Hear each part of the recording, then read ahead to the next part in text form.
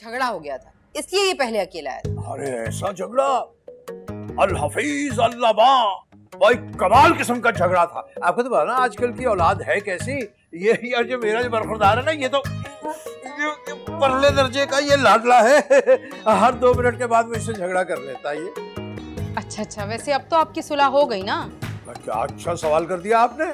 सुलह इस सिलसिले पे हुई कि मेरे पास आया दौड़ता हुआ जब आपने मकान नहीं दिया किराए पे। चलो अब्बा वो मकान किराए पे नहीं दे रही। अब्बा मैंने कहा कौन किराए पे मकान नहीं दे रहा, देख लेते हैं चल के।